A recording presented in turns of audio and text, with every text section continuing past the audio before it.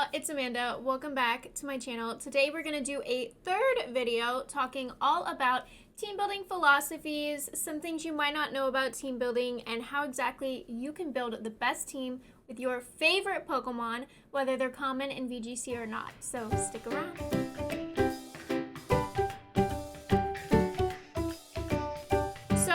First, a quick rundown of what we're going to talk about in today's video. First, we'll talk about the difference between team cores and team modes.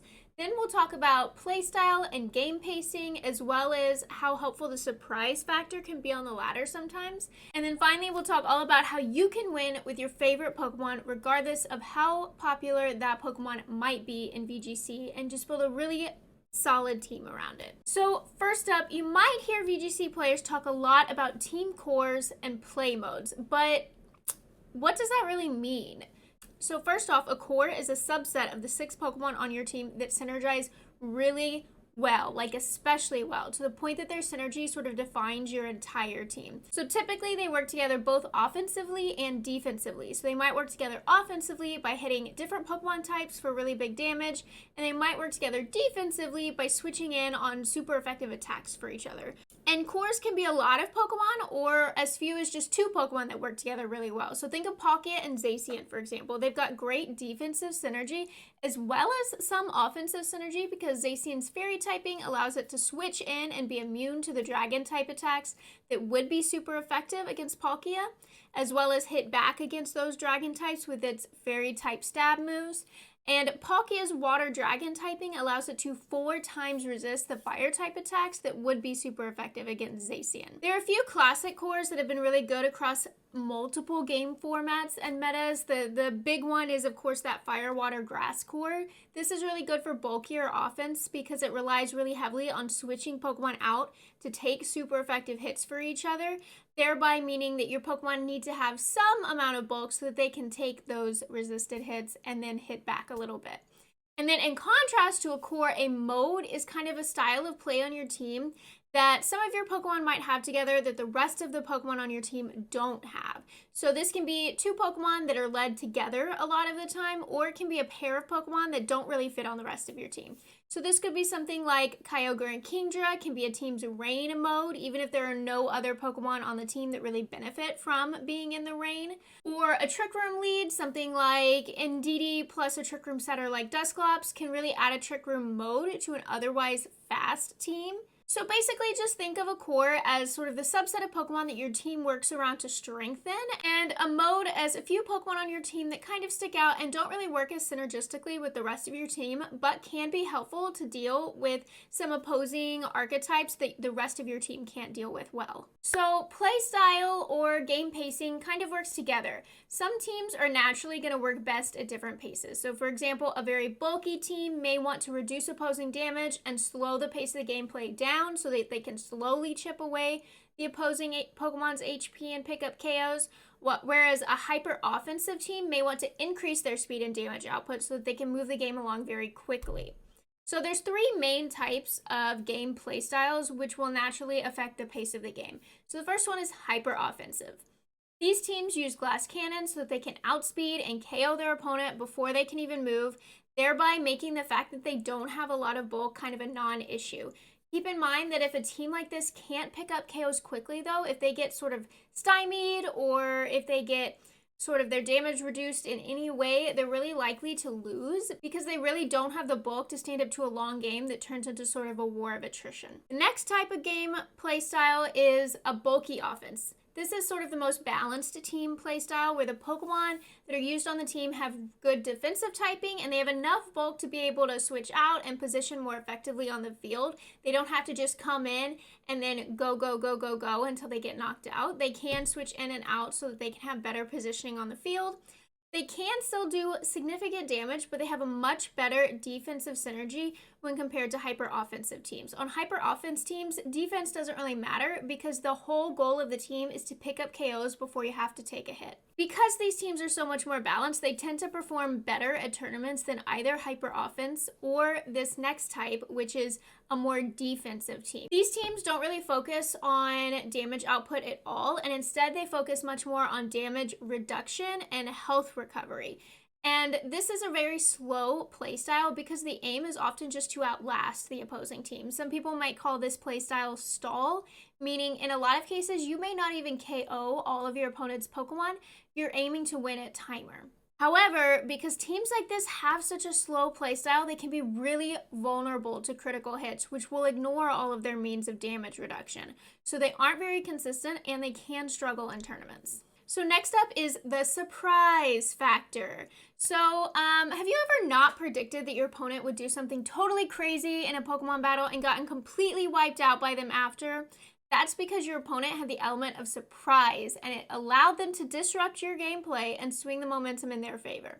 So we know that information about what your opponent is most likely to do during a turn can be really super critical to winning a close game, right? All of us have made that hard read, predicted exactly what the opponent was going to do, and then really put ourselves in a more winning position than we had been in the turn before. Remember, if you can put the element of surprise on your side, you can use that to put yourself in a winning position. So instead of making a hard read against an opponent, you're the one making a play that the opponent could never be expected to read. Keep in mind that usually surprising, unorthodox options like this work better on the ladder, where you play just a single game against your opponent and then move on. Most tournaments, however, are played in a best-of-3 format, meaning you play up to 3 games against your opponent, and the first player to get 2 wins wins the whole set. And in these cases, surprising moves can have less of an effect because after game 1, when you show off your surprising move, your opponent can then adjust their gameplay and be ready for it. So some examples of ways that you can surprise your opponent might be using unexpected moves or items. This could be as simple as running an unusual coverage move on your Pokemon or running a Choice Scarf, for example, on a Pokemon that doesn't usually use choice items to outspeed certain opposing threats. I used a Choice Scarf Heliolisk with Electroweb to really good effect in the last Hatterene series. I actually top cut that series based largely off the fact that Choice Scarf Heliolisk outspeeds Zacian, and not a lot of people know that, so I was able to surprise them, get a speed drop on their Zacian, and then knock it out with my partner Pokemon in a lot of cases. You could also change your EV investment on a Pokemon. Maybe you can switch a fast offensive Pokemon into more of a bulky support Pokemon, for example. Or maybe you can switch a special attacker and use it as a physical attacker instead. We've seen this occasionally from physical Regieleki in Series 12, and that element of surprise can be really difficult to deal with. You can also run an unusual Pokemon. If you're running a Pokemon that isn't used often, opponents might have no idea what that Pokemon will do during a turn, and they might also have no idea how much damage that Pokemon can take before a KO. Okay, so finally, the question I know you all have been waiting for. How do I win with the Pokemon that I like? It's easy. First, pick one Pokemon that you'd like to include on your team. Doesn't matter what it is, but only pick one. The challenge of building a consistent team around a Pokemon that's maybe a little subpar gets even harder if you pick 2 Pokemon that are subpar, or even 3 Pokemon that are subpar. So pick just one Pokemon that you want to shine on your team and stick with that. Next, you have to figure out what that Pokemon's specific strengths might be. Remember that some Pokemon will inherently be better than others, right?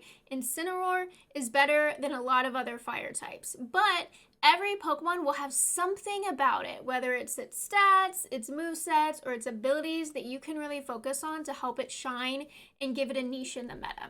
So a good place to start here is usually to identify your Pokemon's highest base stat, or maybe any unique or signature moves it might have, right? Is your Pokemon faster than a lot of the meta? Does it have a really great attack stat? Or is it significantly bulky, either specially or physically? These are the things that you can hone in on to help find its niche. So once you figured out what is uniquely special about your Pokemon, you can start picking a role for that Pokemon. Is it going to be an offensive Pokemon, or is it going to be more of a defensive, maybe support Pokemon?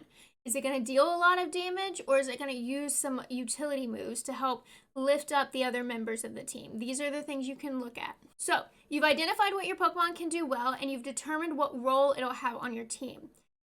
Some things you need to know as you're evaluating your Pokemon against the current meta. Does your Pokemon have good typing against really common threats? In this meta, how is your Pokemon going to stack up to Incineroar and Zacian? Does your Pokemon have really good natural speed or some other form of speed control against the bulk of the popular Pokemon? If your Pokemon's really fast naturally, great. Is it really slow? Maybe this can be a Trick Room team. Is it sort of middle in the...